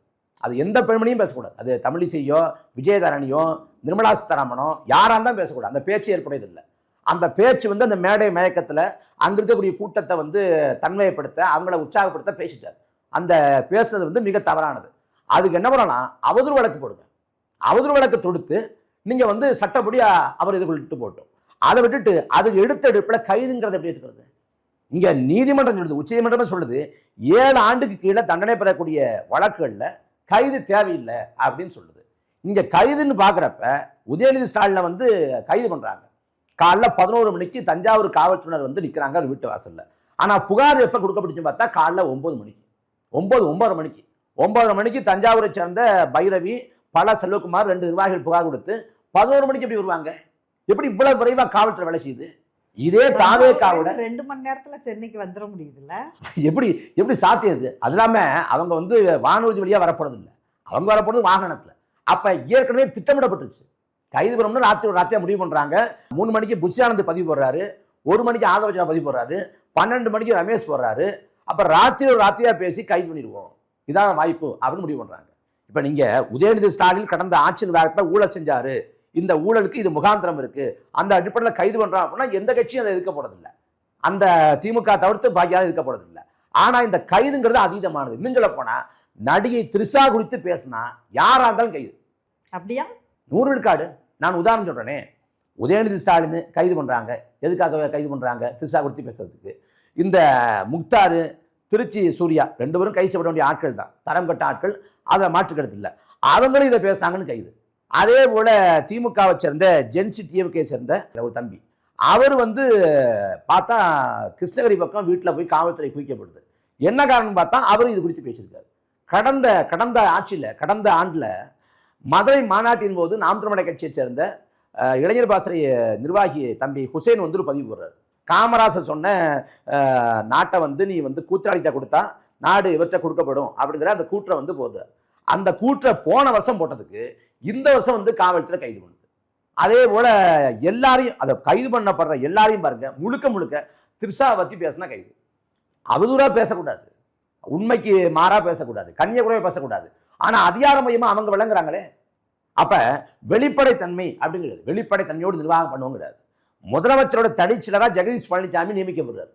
நியமிக்கப்பட்டது அந்த மே மாசத்துக்கிட்ட. ஆனா வெள்ள தெரிகிறது ஜூன் 22ஆம் தேதி விஜயோட பிறந்தநாளை ஒட்டி அவர் போடுற அந்த வாழ்த்து பதிவுல, நான் ஒரு சாதாரண ரசிகனா இருந்தேன், என்ன கொண்டாந்து நீங்க எவ்வளவு பெரிய உயிர் பொறுப்பில் வச்சிருக்கீங்கன்னு பதிவு போடுறப்பதான் தனிச்சர் ஆயிட்டாரு அப்படின்னு தெரியுது. அதுக்கு பிறகு பார்த்தா அந்த அரசாணை வந்து கசிய விடப்படுது. இப்ப கர்நாடகாவுக்கு விஜய் போறாருன்னு ஒரு செய்தி வருது. அதுல வந்து கர்நாடகாவுக்கு போறாரு அப்படின்னு தாவேக அரசு உறுதிப்படுத்தல, பயணம் ரத்து அப்படின்னு உறுதிப்படுத்தல. இப்ப இன்னைக்கு பேசி கொடுக்கிற சமயத்துல சொல்றாரு எதிர்கட்சியில கேள்விக்கு சொல்றாரு, எதிர்கட்சியில கேள்விக்கு சொல்றாரு, போகணும்னு விரும்பினேன், பேச்சுவார்த்தை நடத்தணும், முதல்ல இந்த பயணம் மக்களுக்காக அவமானப்படவும் தயாரா. இதெல்லாம் வந்து அவருக்கு வாக்கு செலுத்த கூட்டம் இருக்குல்ல, அந்த கூட்டத்தை திருப்திப்படுத்த பேசுறது. நீங்க கர்நாடகாவுக்கு போறேன்னு முடிவெடுத்ததையும் மக்கள் சொல்லல, பயணம் ரத்துங்கிறதையும் சொல்லல. யார் சொன்னதுன்னு பார்த்தா டி.கே. சிவகுமார். கர்நாடகாவுக்கு முதல்ல ஏன் போகணும்? பேச்சுவார்த்தை மூலமா தண்ணியை கொண்டு வந்துட்டோம்னா, காவிரி நடுவமன்றம் சொல்லி, காவிரி ஆணையம் சொல்லி, அதே போல வந்து உச்சநீதிமன்றம் சொல்லி, இப்படி யார் சொன்னாலும் கேட்க மாட்டேங்கிற நிலைப்பாட்டில் இருக்கிற கர்நாடகத்தில் முதலமைச்சர் டி.கே. சிவகுமார் விஜய் பேசினவொன்னு தண்ணி கொடுத்துவாரா? எப்படி சாத்தியம்? கர்நாடகாவில் டி.கே. சிவகுமாரோ, சித்தராமையாவோ, ஜெகதீஷ் ஷெட்டரோ, எஸ்.எம். கிருஷ்ணாவோ, இல்லை யாரோ எடியூரப்பாவோ யார் ஆண்டாலும் அங்க வந்து தண்ணி தர மாட்டான். தண்ணி தரலங்கிற முடிவெடுத்தாதான் அங்க கர்நாடகாவில் அரசியல். இதான் அடிப்படை புரிதல். இதுல மேகதாதுவை பொறுத்த வரைக்கும், மேகதாது அணைவற்ற இடமே டி.கே. சிவகுமாரோட சொந்த தொகுதியாக இருக்கக்கூடிய கனகபுரா தொகுதிக்குள்ள வருது. 2028 வந்து சட்டமன்ற பொதுத்தேர்தல் வரப்போகுது. அப்ப இந்த மேகதாதுல அணை கட்டி நம்ம செல்வாக்க நிலைநாட்டி இதை அரசியலாக்கி வாக்கு அறுவடை பண்ணிடலாங்கிறது முதன்மை திட்டமா இருக்கு. அப்படி இருக்கிறப்ப குருவி சாகுபடிக்கு மேட்டூர் அணையை ஜூன் 12ஆம் தேதி திறக்கணும். அது திறந்து விடப்படணும். திறக்க மாட்டோம் அப்படின்னு அடாவடித்தனமா கர்நாடகா சொல்லுது. அங்க நீர்வளத்துறை அமைச்சர் யாருன்னு பார்த்தா டி.கே. சிவகுமார். அவர் தான் திரும்ப முதலமைச்சர் அன்னைக்கு மாறி நிற்கிறாரு. அவர்கிட்ட தான் நீர்வளத்துறை அமைச்சகம் இருக்கு. இங்க நீர்வளத்துறை அமைச்சர் யாருன்னு பார்த்தா புஷி ஆனந்த். அவர் வந்து இந்த இந்த குருவி சாகுபடி குறித்து வாய் திறந்து பேசினாரா, கருத்து எதுவும் சொன்னாரா? ஆனா எதுவுமே சொல்லல. ஜனநாயகன் படம் ரிலீஸ் ஆகிற நாளை வந்து திருவிழா போல கொண்டாடுங்கன்னு பேசுறாரு. ஆனா மேட்டூர் அணையிலேருந்து தண்ணி ரிலீஸ் ஆகுமா, கர்நாடகாவிலையும் தண்ணி ரிலீஸ் ஆகி மேட்டூர் அணைக்கு வருமானு கேட்டா அந்த கேள்விக்கு பதில் இல்லையே. குருவி சாகுபடி ஏறக்குறைய 1,00,000 ஏக்கர் வந்து பொய்த்து போச்சு. அதே போல சம்பா சாகுபடி கேள்விக்குறியா இருக்குது. அப்ப அது குறித்து என்ன கருத்து? இப்ப பேச்சுவார்த்தை மூலம் எப்படி தீர்க்க முடியும்? பேச்சுவார்த்தை மூலமாக காவிரி சிக்கலை தீர்க்க முடியாங்கிற நிலைமை இந்திரா காந்தி ஆட்சி காலத்துல 1974 வந்துருச்சு. அதுக்கு பிறகு நடுவர்மன்றம் அமைக்கணுங்கிற கோரிக்கை வைக்கிறாங்க. பேச்சுவார்த்தை மூலம் தீர்க்க முடியாத நிலை எட்டிய பிறகு தண்ணீர் தகராறு சட்டம் 1956 படி 90ஆம் ஆண்டு நடுவர்மன்றம் அமைக்கப்பட்டு 91 இடைக்கால திருப்பு 205 டிஎம்சி, இறுதி திருப்பு 2007 192 டிஎம்சி, அதையும் உச்சநீதிமன்றம் 177.25 டிஎம்சியா வந்து குறைக்குது. அந்த 177.25 டிஎம்சிங்கிறது மிக குறைவானது தான், நம் வஞ்சிக்கப்பட்டது தான். மேட்டூர் அணை திறக்கப்பட்ட காலகட்டத்தில் 500 டிஎம்சி பெற்ற வந்த நாம 177 குறைக்கப்பட்டிருக்கோம். அந்த 177 டிஎம்சி தண்ணியை கொடுன்னு கேட்டா கொடுக்க மாட்டேங்குது. கடந்த 50 ஆண்டு காலத்துல இந்த பருவத்துக்கு மிக குறைவான தண்ணி கொடுத்தது இப்பதான் 0.6 டிஎம்சி தண்ணி தான் கொடுத்திருக்கு. அப்ப பேச்சுவார்த்தை மூலம் எப்படி தீர்க்க முடியும்? நடுவமன்றம் அதுதான் அமைக்கப்பட்டுச்சு. அதுக்கு பிறகு ஐயா கருணாநிதி ராமகிருஷ்ண ஹெக்டேட்ட பேச்சுவார்த்தை நடத்தினாரு. ஐயா எம்ஜிஆர் வந்து குண்டுராவு, அப்புறம் ராமகிருஷ்ண ஹெக்டே 2 பேர்த்தையும் பேச்சுவார்த்தை நடத்தினாரு. ஜெயலலிதாமையார் வந்து 2012 உச்சநீதிமன்றம் சொல்லி சம்பா சாகுபடிக்கு 30 டிஎம்சி தண்ணி கேட்டு அவங்க பேச்சுவார்த்தை நடத்துறாங்க. ஜெகதீஷ் ஷெட்டர்கிட்ட தண்ணி தர மாட்டேன்னு ஜெகதீஷ் ஷெட்டர் மறுத்த பிறகுதான் ஜெயலலிதாமையாரோட ஆளுமை திறன் நமக்கு தெரியும். மறுத்துட்ட பிறகுதான் இன்னும் பேச்சுவார்த்தை எந்த காலத்தையும் ஒத்துவராங்கிற முடிவுக்கு எல்லாருமே வர்றாங்க. அப்ப எதுவுமே தெரியாம பேச்சுவார்த்தைன்னா இது எதுக்கான வேலைன்னா விஜய்க்கு வாக்கு செலுத்தின கூட்டத்துக்கு அது போதும். கர்நாடகாவுக்கு போனாரு, அவர் பேச்சுவார்த்தை நடத்தினாரு, பேசி பார்த்தாரு, மனமுருக கேட்டாரு, கண்ணீர் வடிச்சாரு, ஒப்பாரி வச்சாரு, தண்ணி தர மாட்டேன்னு டி.கே. சிவகுமார் சொல்லிட்டாரு. பாவம் விஜய் என்ன பண்ணுவாரு? அங்க வச்ச தமிழர்ல வச்ச தண்ணியை கூட அவர் குடிக்கல, அந்த தண்ணியை தராம இந்த தண்ணியை நான் அருந்த மாட்டேன்னு சொல்லிட்டாரு அப்படின்னு ஒரு கருத்துவாக்கம் செய்ய பயன்படும். ஏன்னா அவங்களுக்கு வாக்கு செலுத்தின கூட்டத்துக்கு அது போனதுமானது தான். இப்ப கோயம்புத்தூர்ல மதுரையில மெட்ரோ கிடையாது அப்படின்னு நிராகரிப்பு செய்யப்பட்டுச்சு. அதை பத்தி பேசுவாங்களா? அவருக்கு வாக்கு செலுத்தின கூட்டம்னா பேச மாட்டாங்க. ஆனா கிண்டி மெட்ரோவில், இங்க போரூர் மெட்ரோவில் வந்து விஜய் போய் ஏறி நடந்தப்ப அழகா இருந்தார் கோட் சூட்ல அப்படின்னு பேசுவாங்க. அப்ப அவர் திரும்ப திரும்ப அவருக்கு வாக்கு செலுத்திய கூட்டத்தை தான் குறிவிக்கிறாரே ஒழிய இந்த பொது சமூகத்துக்கு இந்த மாநிலத்தோட இந்த பிரச்சனைகளுக்கான தீர்வு அப்படின்னு ஆக்கப்பூர்வமாக நகரதில்லை. நீங்க திரும்ப சொல்றது வந்து அவர் வாக்களித்தவங்களை திருப்திப்படுத்துறது, எந்த அளவுக்கு திருப்திப்படுத்தினா போதும், அவங்களுக்கான ஒரு மேம்போக்கு அரசியலை பண்றாருங்கிற சாராம்சத்தை சொல்ல வரீங்க. என் கேள்வி என்னன்னா, ஒட்டுமொத்த தமிழகத்திலிருந்து 108 வாக்கு உறுப்பினர்கள், சட்டமன்ற உறுப்பினர்களை அவங்க பெற்றிருக்கிறாங்க. முதல் தேர்தலிலேயே 30% வாக்குகள், அவங்க 35% வாக்குகள் பெற்றிருக்கிறதுங்கிறதும் இதான் முதல் கட்சி. அப்போ தமிழக மக்கள் ரெப்ரசன்ட் பண்ணுறாங்க அவங்க அப்படின்னு நீங்கள் பார்க்கலையா? திரும்ப அவங்க ரசிகர்கள் தான் ரெப்ரசன்ட் பண்ணுறாங்கன்னு பார்க்குறீங்களா? அவங்களுக்கு வாக்கு செலுத்தின கூட்டம் யார் அப்படின்னு பார்த்தா, எடப்பாடி பழனிசாமியோட அறிக்கையை படிக்காதவங்க, ஸ்டாலினோட சட்டமன்ற பேச்சை கவனிக்காதவங்க, அண்ணன் சீமானோட செய்தியாளர் சந்திப்பை மேடை பேச்சை பார்க்காதவங்க, இன்னும் சொல்ல போனால் இந்திய கம்யூனிஸ்டுக்கும் மார்க்சிஸ்ட் கம்யூனிஸ்ட் கட்சிக்கும் வேறுபாடு தெரியாதவங்க, மக்களவைக்கும் மாநிலங்களவைக்கும் மாறுபாடு தெரியாதவங்க, அரசியலை கவனிக்காமல் வாக்கு செலுத்துறது மட்டும்தான் என்னோட அரசியல் பணி என்று இருக்கக்கூடிய மக்கள் தான் விஜய்க்கு வாக்கு செலுத்திய வாக்காளர்கள். அவங்களுக்கு அரசியல்னா அவங்க ஒவ்வாமையோடு பார்ப்பாங்க. அப்போ அவங்களுக்கு பிடிச்ச பொழுதுபோக்கு நாயகன் விஜய். அப்போ அவர் வந்து அரசியலுக்கு வராங்கிறப்ப அவங்களுக்கு எளிதாக அதை தொடர்படுத்திக்க முடியுது. அந்த அடிப்படையில் விஜய் எனக்கு பிடிக்கும் அப்படின்னு வாக்கு செலுத்தாங்களே ஒழிய, விஜய் வந்தால் இதை செய்வார், மாற்றா இந்த திட்டத்தை வைப்பார் அப்படிலாம் ஆழமாக யோசிச்சு பார்க்குற அளவுக்கு அவங்களுக்கு சிந்தனை திறன் இல்லை. இன்னும் சொல்ல போனால் அவர் வந்து கஜானாவில் வந்து காசு இல்லை, கஜானா காலி ஆயிடுச்சு, விஜய் வந்து சொந்த காசை போட்டு தான் நாட்டு நிர்வாகத்தை பார்க்குறாருன்னு சொல்கிற கூட்டம் தமிழ்நாட்டில் இருக்குது. அப்போ அது போன்ற கூட்டங்களை இது போன்ற மேம்போக்கான நடவடிக்கைகள் மூலமாக ஏமாத்தினா போதும் அப்படின்னு நினைக்கிறாரு. அதை நோக்கி தான் அந்த அரசியலே போயிட்டு இருக்குது. ஏன்னா இதுவரைக்கும் இல்லாத அளவுக்கு பொய், பித்தலாட்டம், புரட்டு, புனைவு, அந்த கட்டுக்கதைகள் இதைத்தான் தாவேக்கா கட்டவிழ்த்து விட்டு அதை மேலே சவாரி பண்ணுது. நீங்க இன்னும் சொல்லப்போனா எதன் அடிப்படையில் சொல்றீங்க? கரூர் விவகாரத்தை எடுத்துக்கோமே. கரூர்ல வந்து திரும்ப திரும்ப விஜய் சொல்றாரு, என் மேல பழி போடுறாங்க அப்படின்னு தொடர்ச்சி அதை பதிவு பண்ணிட்டே வர்றாரு. ஏறக்குறைய அந்த கருத்தை நிறுவிட்டார். விஜய் மேல யாராவது பழி போட்டாங்களான்னா விஜய் மேல யாரும் பழி போடல. விஜய் திட்டமிட்டு 41 பேரை கொன்னு குவிச்சாரு அப்படின்னா அது பழி போடுறது. அப்படி யாரும் சொல்லல. கரூர்ல நடந்தது ஒரு பேரவலம், ஒரு கோர விபத்து. அந்த விபத்துக்கு வந்து விஜய் பொறுப்பேற்கணும். ஏன்னா அவர் தான் அதுக்கு முதன்மை காரணம். அவர் வந்து காலதாமதம் வந்தது தான் விபத்துக்கு முதன்மையான காரணம் அமைஞ்சு. அப்ப பொறுப்பேற்கணும் அப்படிங்கிறாங்க. பொறுப்பேற்க சொன்னா அவர் என்ன சொல்றாரு, பழி போடுறாங்க அப்படிங்கிறாரு. சதி செயல் அங்க நடந்துச்சு அப்படிங்கிறாரு. சதி செயல் அப்படின்னா அங்க வந்து நடந்த நிகழ்ச்சி வந்து ரகசியம் நடத்தப்பட்ட கூட்டம் இல்லை. இங்க தமிழ்நாட்டு ஊடகங்கள், வடநாட்டு ஊடகங்கள் எல்லாமே அங்க இருந்துச்சு. அதை தாண்டி வலையொலிகள், அப்புறம் அங்க இருந்த ட்ரோன் கேமரா, சிசிடிவி கேமரா, அந்த வாகனத்துல இருந்த கேமரா, அதை தாண்டி எல்லா கையிலும் இருந்த அலைபேசி, அதில் இருந்த கேமரா, இப்படி ஒரு 10,000த்துக்கும் மேலான அந்த கேமராவோட கண்கள் வந்து படம் பிடிச்சிச்சு. எந்த கேமராவோட காட்சியிலாவது அந்த கண்ணிலையாவது சதி பண்ணாங்க, கழுத்தில் களை வச்சு மிதிச்சாங்க, ஸ்ப்ரே அடிச்சாங்க, கத்தி வச்சு கிழிச்சாங்கிற ஒரு காட்சி பதிவாச்சானா எதுவுமே கிடையாது. அது அப்பட்டமா தெரியுது விபத்துன்னு. அந்த விபத்துக்கான பொறுப்பை தட்டி கழிக்க அவர் என்ன பண்றாரு, அதை சதிங்கிறார். சதின்னு சொல்லிட்டு அதையே அரசியல் ஆதாயமா மாத்துறதுக்கு முயற்சி பண்றாரு. இப்ப அவங்களுக்கு அரசு வேலை அப்படிங்கிறது முழுக்க அரசியல் தான். இப்ப அமோனியா வாயு கசிவு பெரியபாளையம் பக்கம் கன்னிகைப்பேரில் 28 பெண் தொழிலாளர்கள் இருந்து போறாங்க, புலம்பெயர் தொழிலாளர்கள். அவங்களுக்கு வந்து நீங்க அரசு வேலை கொடுங்கன்னு கேட்கல. அவங்களுக்கு வந்து குடும்பத்தாருக்கு வந்து உரிய இழப்பீட்டை கொடுங்க, ஒரு 10 லட்சமாவது கொடுங்க கேட்கிறோம். அதுல அதிகபட்சமா கொடுக்கப்பட்டது குடும்பத்தாருக்கு தலா 2 லட்சம். அதை தாண்டி கொடுக்கல. எந்த அமைச்சரும் போய் அந்த சடலங்களை பார்க்கல. ஆனா இங்க சராசரியா பார்த்தா அன்னைக்கு ஆண்ட திமுக அரசு, தாவேகா, பாஜக, மத்திய அரசு அப்படின்னு கட்சிகள் ஆட்சின்னு பார்த்தா எப்படி பார்த்தாலும் ஒரு குடும்பத்துக்கு சராசரியா 40 லட்சம் கொடுக்கப்பட்டுருச்சு. 40 லட்சம் கொடுக்கப்பட்டும் போதுமானது இல்லை, அரசு வேலை வேணுங்கிறாங்க. இப்ப நீங்க வந்து உங்க கட்சியில வந்து ஏகப்பட்ட தொழிலதிபர்கள் இருக்கிறாங்க, முதலாளிகள் இருக்கிறாங்க. அவங்க நிறுவனங்கள்ல நீங்க 1 லட்ச ரூபாய் சம்பளத்துக்கு 3 லட்ச ரூபாய் சம்பளத்துக்கு கூட நீங்க வேலை வாங்கி கொடுங்க, நாங்க வரவேற்கிறோம். உங்க காசை எடுத்து 1 கோடி ரூபாய் பணத்தை 41 குடும்பத்துக்கு கொடுங்க, நாங்க கைகூப்பி வணங்குறோம். அரசு வேலை தரது தவறான முன்னுதாரணம். ஏன்னா அரசு வேலை இருக்கிறப்ப ஒருத்தர் இறந்து போறாருன்னா அவரோட குடும்பத்தாருக்கு இந்த கருணை அடிப்படையில் வேலைங்கிறது உடனடியாக கிடைக்கிறது இல்லை. அதுல 12 ஆண்டு வரைக்கும் அந்த கோட்டாவில் வேலை கிடைக்க காத்திருந்த கதை இருக்கு. அப்படி இருக்கிறப்ப அரசு வேலை கொடுத்தா அது தவறான முன்னுதாரணமா போகும். இப்ப நாளைக்கு திமுக கூட்டத்தில், அதிமுக கூட்டத்தில், இல்லை வேற ஒரு கட்சி கூட்டத்தில் வந்து இறந்து போனாங்கன்னா அதுக்கு அரசு வேலை தரமானா தராது. ஒரு கோயில் கும்பாபிஷத்துல கூட்ட நெரிசல் இறந்து போயிட்டாங்கன்னா அரசு வேலை தரமான தராது. அப்ப தரக்கூடாதுங்கிறோம். ஆனா அதுக்கு என்ன சொல்றாங்க, அதாவது கஷ்டப்பட்டு அவங்களுக்கு ஏதாவது கொடுக்க நினைச்சோம், அதை தட்டி பறிக்கிறாங்க, அதாவது பாவத்தை கொட்டிக்கிறாங்க அப்படின்னு கருத்துராக்கம் செய்யப்படுது. நீ இன்னும் சொல்ல போனா 41 பேர் குடும்பத்தாருக்கு 40 லட்சத்துக்கு மேல கொடுத்தும் கூட அரசு வேலை தர்றேன்னு சொல்ற இதே தாவேக்கா அங்க மொத்தமா காயம்பட்டவங்க 104 பேர் ஒரு 3-4 மருத்துவமனையில் அனுமதிக்கப்பட்டாங்க. காயம்பட்ட 104 பேருக்கும் தலா 2 லட்சம் தருவோம் அப்படின்னு தாவேக்கா சொல்லிச்சு. திமுக அரசு வந்து அன்னைக்கு 1 லட்ச ரூபாய் கொடுத்துட்டாங்க.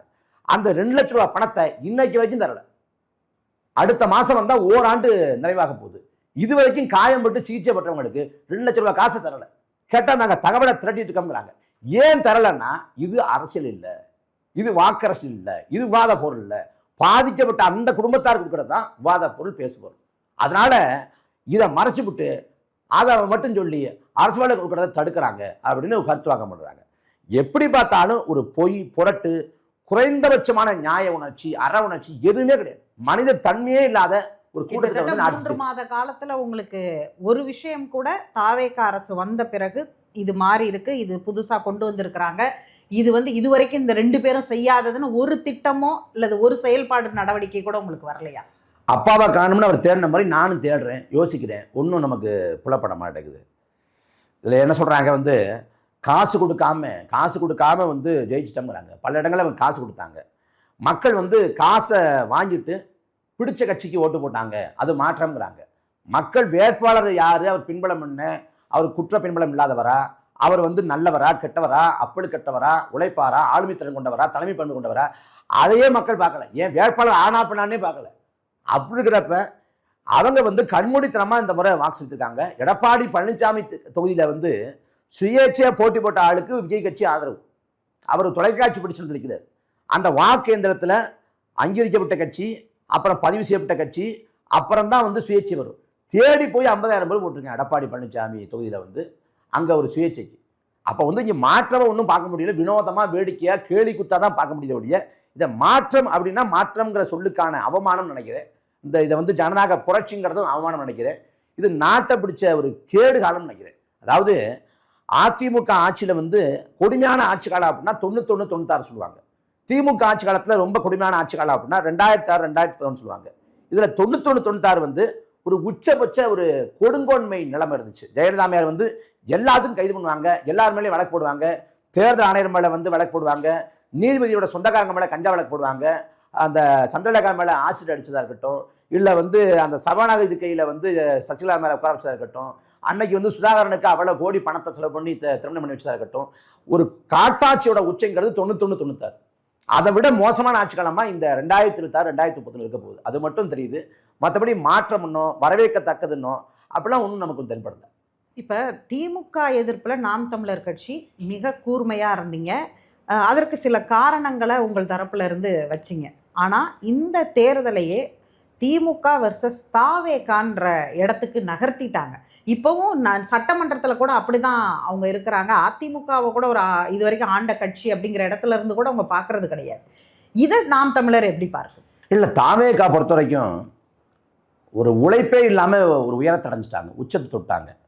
இப்போ நரேந்திர மோடி, அமித்ஷா எடுத்துக்கோமே, நமக்கு 1000 மாறுபாடு உண்டு, 100 விழுக்காடு நம்ம எதிர்த்திசையில் நிற்கிறோம்.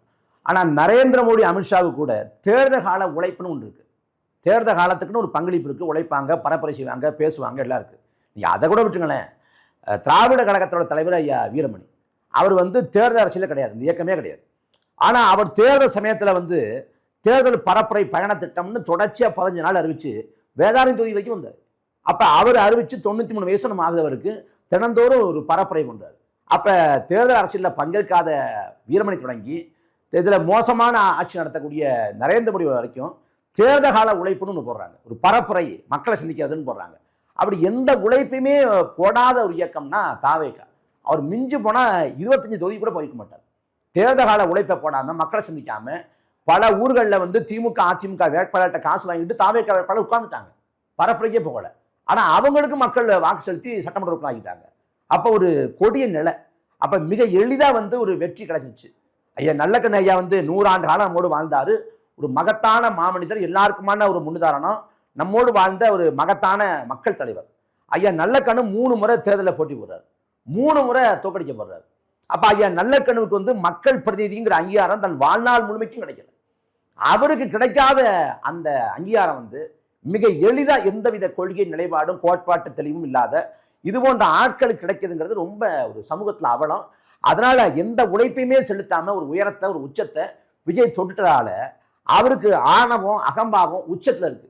ஜெயலலிதா அம்மையார்ட்ட ஒரு ஆணவம் அகம்பாவத்தை நம்ம பார்க்குறோம். அதை தாண்டி ஆணவம் அகம்பாவம் விஜய்கிட்ட இருக்கு. ஜெயலலிதா அம்மையார் கூட அந்த சட்டமன்றத்தில் வந்து சவால் விடுவாங்களே ஒழிய தோல்வியை வந்து அப்படியே எல்லல் துணையோட அவங்க பேசுற மாதிரி நினைவில் இல்லை. ஆனால் இவர் அப்படி பேசுறாரு. அப்படி இருக்கிறப்ப அவர் வந்து நாங்கள் அவர் பொருட்டா நினைக்க மாட்டோம், நாங்கள் இதாக நினைக்க மாட்டோம் அப்படின்னு பேசுறாரு. 91 ராஜீவ்காந்தி மரணம் ஏற்படுத்திய அனுதாபாலையால் 224 இடத்துல வெற்றி பெறுது அதிமுக. 233 இடத்துக்கு நடக்குது. 224 இடத்துல வெற்றி பெறுது. ஐயா கருணாநிதி வந்து வெற்றி பெறாங்க. வெற்றி பெற்று ஒரு ஆளா போய் என்ன பண்றது ராஜினாமா பண்ணிடுறாங்க. 224 உச்சபட்ச எண்ணிக்கையில் வெற்றி பெற்ற அதிமுக 96 4 இடங்கள்ல வெற்றி பெறுது. ஜெயலலிதாவே பர்கூர்ல தோத்து போகுது. அப்ப ஆணவத்துல அகம்பாவத்துல ஆட்டம் போட்ட ஜெயலலிதாவே இங்க வந்து ஒன்றுலாம் போயிருக்கிறாங்க தேர்தல் காலத்துல. அப்படி இருக்கிறப்ப முதல் தேர்தல் காலத்தை இவ்வளவு பெரிய வெற்றியை சுவைச்சிட்டதால அவங்களுக்கு ஒரு மிதப்பு இருக்கு, ஒரு ஒரு தெனாவிட்டு இருக்குது. நாம் தமிழர் கட்சியை பொறுத்த வரைக்கும் நம்ம 16 ஆண்டு காலமா இந்த களத்தை நிற்கிறோம். பேரறிஞர் அண்ணா வந்து 49 கட்சி ஆரம்பிச்சு 67 ஆட்சி பிடிச்சாரு. அண்ணா வந்து ஆட்சி பிடிப்போம்னு 67 நம்பல. இன்னும் சொல்ல போனா 67 சட்டமன்ற பொதுத்தேர்தலில் திமுகவில் முதலமைச்சர் வேட்பாளர் கிடையாது. அண்ணா வந்து தென் சென்னை மக்களவைக்கு தான் போட்டி போட்டார். வானொலியில் அண்ணா கேட்கிறாரு, செய்தியில் கேட்கிறப்ப அப்ப நீங்க வெற்றி பெறுறீங்க, திமுக முந்துது அப்படின்னு கள நிலவரம் சொல்லப்படுது. அண்ணாவோட முகம் சோகமாகுது. அண்ணா வந்து நாம குறுகிய காலத்தில் வெற்றி பெற்றுட்டோம், இன்னும் பல காலம் பக்குவப்பட்டு பயணப்பட்ட பிறகு நாம் வெற்றி பெற்றுக்கலாம்ங்கிற கருத்தை வைக்கிறார். அப்ப 18 ஆண்டு காலம்ங்கிறது ஏறக்குறைய 4 நூற்றாண்டு காலம். அதையே அண்ணா குறைவான காலகட்டம்னார். நாம் தமிழர் கட்சி 16 ஆண்டுல நிற்குது. இந்த களமும் காலமும் நாம் தமிழர் கட்சி வசப்படும். சட்டமன்றத்தில் அண்ணன் சீமானவர்கள் நுழைவாங்க, இடைத்தேர்தலில் போட்டி போட்டு. அதற்கு பிறகும் கூட நாம தொடர்ச்சியா மக்கள் மன்றத்தில் தொடர்ச்சியா பேசி மக்களுக்கான உண்மையான மாற்று நாம் தமிழர் கட்சிங்கிறத உறுதிப்படுத்துவோம். ஏன்னா திமுக பொறுத்த வரைக்கும் திமுகவுக்கு வந்து ஒரு பலவீனம் அப்படின்னா அவங்க எதையும் பேசுவதற்கான தார்மீகத்தை இழந்துட்டாங்க. இப்ப ஆணவ கொலைக்கு ஏன் தனிச்சட்டம் இயற்றல அப்படின்னு தாவேக்கா நோக்கி கேட்க முடியாது. காவல் மரணங்களுக்கு ஏன் நடவடிக்கை எடுக்கல அப்படின்னு கேட்க முடியாது. கனிமவள கொள்ளை குறித்து திமுக கிட்ட கேள்வி கேட்க முடியாது. ஏன்னா கடந்த காலத்துல இவங்க இதெல்லாம் செய்யாம கோட்டை விட்ட இடம். ஆனா நாம் தமிழர் கட்சி கேட்கலாம். ஆணவ கொலைக்கு ஏன் சட்டம் இயற்றலையும் கேட்கலாம், கனிமவள கொள்ளையை தடுக்கலாம் கேட்கலாம், காவல் மரணங்கள் குறித்து கேட்கலாம், அடக்குமுறை எதேச்சதிகார போக்கு குறித்து பேசலாம். அப்ப எல்லாத்தையும் பேசுவதற்கான தார்மீகம் கொண்ட கட்சியா நாம் தமிழர் கட்சி இருக்கு. இந்த 5 ஆண்டு காலம் மிக வீரியமாக பன்மடங்கு உத்வேகத்தோடு களத்துல பணி செஞ்சு நாங்க வரக்கூடிய இடைத்தேர்தல்களும் உள்ளாட்சி தேர்தல்களும் பார்லமெண்ட் தேர்தல்களும் 31 சட்டமன்ற தேர்தல்களும் எல்லாத்தையும் குறி வச்சு வேலை செஞ்சு வெற்றி பெறதுக்கு நாங்க உழைப்பை செலுத்துவோம். என்னுடைய கேள்வி என்னன்னா, அதாவது நாம் தமிழர் கட்சி நீங்க சொன்ன மாதிரி 16 ஆண்டு காலம் களத்துல நிக்குது. தொடர்ந்து எல்லாத்துலேயும் நிலைப்பாட்டை சொல்றீங்க. சட்ட போராட்டத்துல இருந்து கள போராட்டம் வரைக்கும் நடத்தியிருக்கிறீங்க. நீங்க வந்து இந்த 2 கட்சிகளுக்கு மாற்றுன்னு சொல்லி பல கட்சிகள் வந்தது. அவங்களே இந்த ஏதாவது ஒரு கட்சியோட கூட்டணி வச்சாங்க. ஆனால் நீங்கள் அந்த நிலைப்பாடை கடைசி வரைக்கும் எடுக்கலை. ஆனால் தமிழ்நாடு தேர்தலில் இப்போ தாவேக்காவும் கூட்டணி வைக்காமல் தேர்தலை சந்தித்து முதல் தேர்தலில் வெற்றி பெற்றிருக்கிறாங்க. ஆனால் நீங்கள் கூட்டணி வைக்காமல் இவ்வளவு நாள் தனித்து நின்ன அது அப்படிங்கிறது சரியான பார்வை தானா? அது ஏன் வந்து எந்த இடம் மிஸ் ஆகுதுன்னு நீங்கள் பார்க்குறீங்க? இல்லை, அதாவது ஒரு ஒரு போர்க்காலம் அப்படின்னா போர்க்காலத்தில் வந்து நான் நல்லா சண்டை போடுறேன் அப்படின்னா நான் வெற்றி பெறுவேன். நான் சண்டை ஒழுங்காக போடல, நான் கொஞ்சம் வந்து சோர்ந்துட்டேன் அப்படின்னா தோற்றுருவேன். இது வந்து போர்க்களத்துக்கு பொருந்தும். ஆனால் ஜனநாயக களத்தில் தேர்தல் காலத்தில் ஆக சிறந்த கருத்தை முன் வச்சாலும் கொள்கை கோட்பாட்டை எடுத்து வச்சாலும் நான் வெற்றி பெறணுமா இல்லைங்கிறத நான் முடிவு பண்ண முடியாது, மக்கள் தான் முடிவு பண்ணுவான். அப்போ நான் வந்து அரசியல் புரிதலோடு இருந்தால் மட்டும் போதாது, மக்கள் இருக்கணும். மக்கள் இருந்தால் தான் நான் சரியானவன் தேர்ந்தெடுப்பேன். அப்போ அந்த இங்கே இந்த முரண் தான் இங்கே நாம் தமிழர் கட்சியோட தோல்விக்கு காரணம் அமைஞ்சிருச்சு. இதில் வந்து நாங்கள் இந்த தனிச்சு போட்டிங்கிற நிலைப்பாடு மிக சரியானது தான், அதில் எந்த தவறும் கிடையாது. அண்ணன் சீமானவர்கள் வந்து 2029 2031 தனிச்சு போட்டியும் அறிவிச்சிருக்காங்க. நாங்கள் யார் தலைமையை ஏற்றுக்கிட்டு தத்துவத்தை ஏற்று போகிறதுக்கு வாய்ப்பு இல்லை. நாம் தமிழர் கட்சியை தலைமையேற்று ஒரு புதிய ஆற்றல், ஒரு நல்ல ஆற்றல், ஐயா சகாயம் இருக்கிறாங்க, சகாயம் வந்து ஒரு கட்சி ஆரம்பித்து ஒரு இயக்கம் ஆரம்பித்து வர்றாங்க அப்படின்னா அவங்கள வந்து நாம் தமிழர் கட்சியின் கீழே சேர்ப்பது குறித்து நாம் யோசிக்கலாம். ஆனால் நாம் யார் தலைமையும் தத்துவத்தை ஏற்று போய் நிற்கிறதுக்கு வாய்ப்பு இல்லை. அதுக்கு பாடம் படிப்பினை வந்து கடந்த காலம்தான். தமிழ் தேசியங்கிற கருத்தில் வச்சு ஐயா மாபோசியா இருக்கட்டும், சீவா ஆயத்னா இருக்கட்டும், திராவிட இயக்கங்களை ஏற்றுட்டு கடைசி திமுகவே போயிட்டாங்க. அப்போ அதெல்லாம் ஒரு வரலாற்று படிப்பினை. அதை கடந்து மாற்று அரசியல், திமுக அதிமுகவுக்கு மாற்றான அரசியல்ங்கிற முழக்கத்தை வந்து 93 கட்சி தொடங்கிய ஐயா வைகோ வந்து 96 வச்சாங்க. அன்னை 3வது அணையை கட்டமைச்சாங்க. 96 ஐயா வைகோ வந்து முதலமைச்சர் வேட்பாளர். அவர் அந்த தோல்விக்கு பிறகு 98 அதிமுக போறாரு, 99 திமுக போடுறாரு. ஐயா விஜயகாந்த் 2004 5 கட்சி ஆரம்பிச்சு வர்றாங்க. 6 தனிச்சு போட்டி, 9 தனிச்சு போட்டி, 11 அதிமுக போடுறாரு. அதே போல் மக்களை கூட்டணி அப்புறம் 2016 கட்டமைக்கப்படுது. அதில் விசிகா, இடதுசாரிகள் எல்லாம் அங்கம் வைக்கிறாங்க விஜயகாந்த் தலைமையில். அந்த தேர்தல் தோல்விக்கு பிறகு மக்களை கூட்டணி சதி போகுது. அதே 2016 மாற்றம் முன்னேற்றம் கடந்த கால தவறுகளை சரி பண்ணிக்கிறேன் அப்படின்னு சொல்லிட்டு தனிச்சு போட்டிங்கிற முடிவுக்கு வந்து பாமக வருது. அந்த தோல்விக்கு பிறகு அவங்க 2019 அதிமுக போயிடுறாங்க. 2018 ஐயா கமலஹாசன் வந்தார், 19 தனிச்சு போட்டி போட்டார், 21 ஒரு அணி அமைச்சார், 24 வந்து திமுக போயிட்டார். அப்போ எல்லாரும் மிஞ்சி போனால் 2 தேர்தல் தோல்விக்கு பிறகு அந்த தேர்தலை தோல்வியோட சூடு தாங்காமல் அவங்க திமுகவோட அதிமுகவோட போயிடுறாங்க. நாம் தமிழர் கட்சி அந்த தவறை அந்த பிழையை செய்யக்கூடாங்கிறது தெளிவாக இருக்கும். நாம் தமிழர் கட்சியை பொறுத்த வரைக்கும் மற்ற தலைவர்கள்னா இனிமேல் இந்த கூட்டணி பாதை தான் சரிபட்டு வரும், இந்த தனிச்சு போட்டியிட சரிபட்டு வராது அப்படின்னு யோசிக்க ஆரம்பிச்சுருவாங்க. அந்த கட்சியோட தொண்டர்கள் வந்து இனிமேல் தனிச்சு போட்டியிடறதுனா நான் கட்சி இருக்க மாட்டேன், தனிச்சு போட்டிப்படக்கூடாது, கூட்டணிக்கு போகங்கிற நிர்பந்தத்தை வந்து கட்சி தலைமை கொடுப்பாங்க. நாம் தமிழர் கட்சியை பொறுத்த வரைக்கும் கட்சி தலைமையும் அந்த கூட்டணிங்கிறது குறித்து யோசிக்கலை.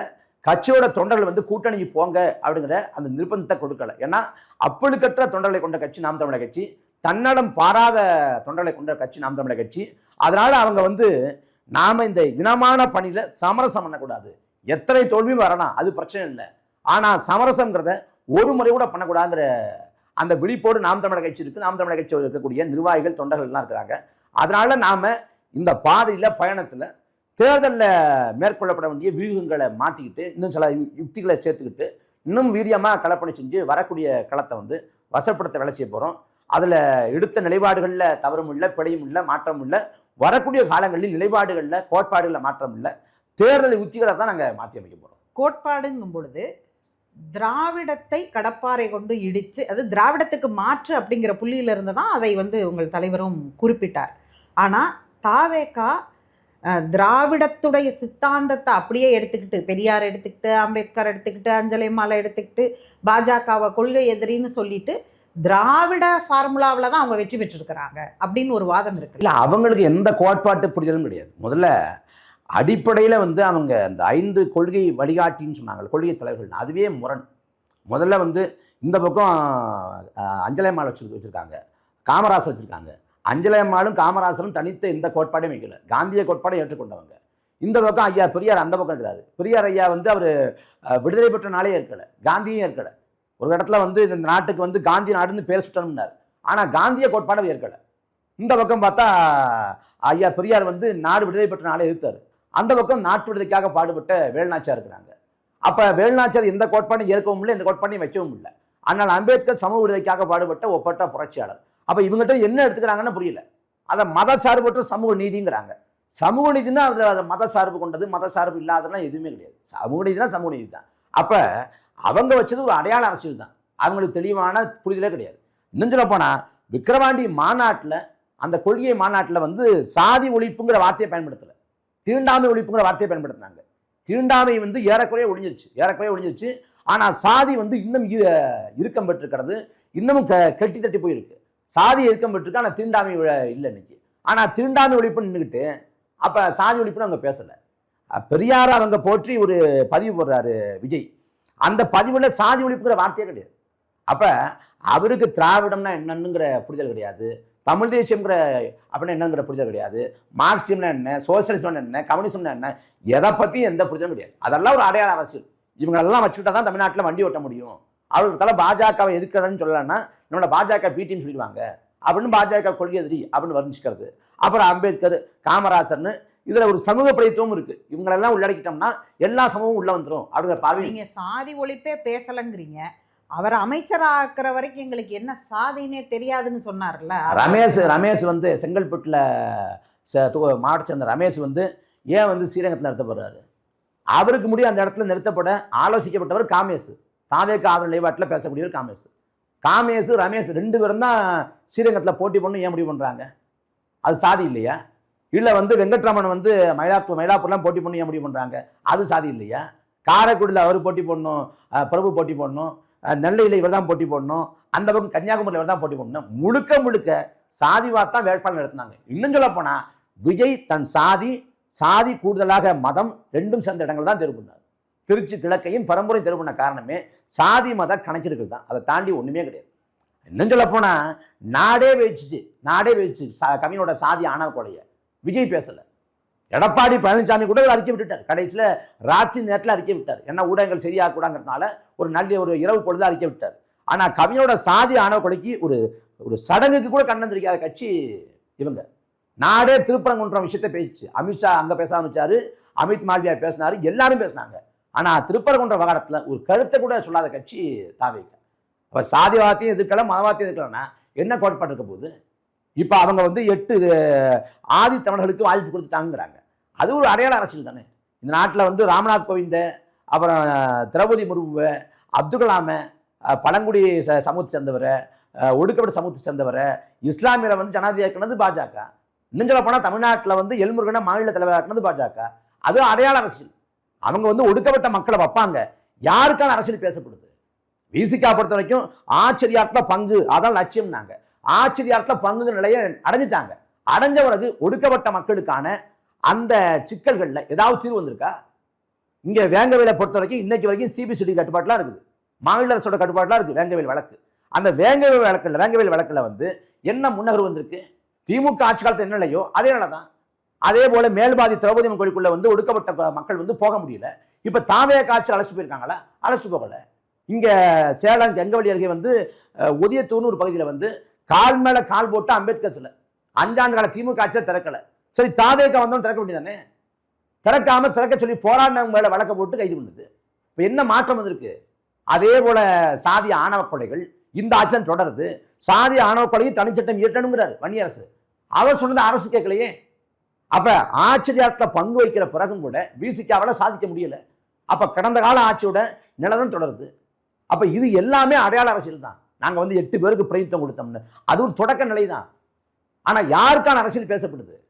அவங்க ஒருபோதும் சாதி ஆணவ கொலைக்கு இந்த 5 ஆண்டு காலத்துல சட்டம் இயற்ற போறதில்லை. இது சத்தியம். இது எல்லாம் அடையாள அரசியல் தான். அவங்களுக்கு சாதி ஒழிப்பு அதை பத்தி அடிப்படை மனிதத்தன்மையே இல்லாத ஆளை கொண்டாந்து முதலமைச்சராக்கி விட்டுட்டு நாம கோட்பாடு பேசணுன்றது அடிப்படையான மனிதத்தன்மையே அவர் கிடையாது. அவருக்கு எங்க இந்த கொள்கை கோட்பாடு அதெல்லாம் பேச போறாரு? நிகழ்ச்சியில் பங்கேற்று கருத்துக்களை பகிர்ந்து கொண்டதற்கு மிக்க நன்றி. நன்றி.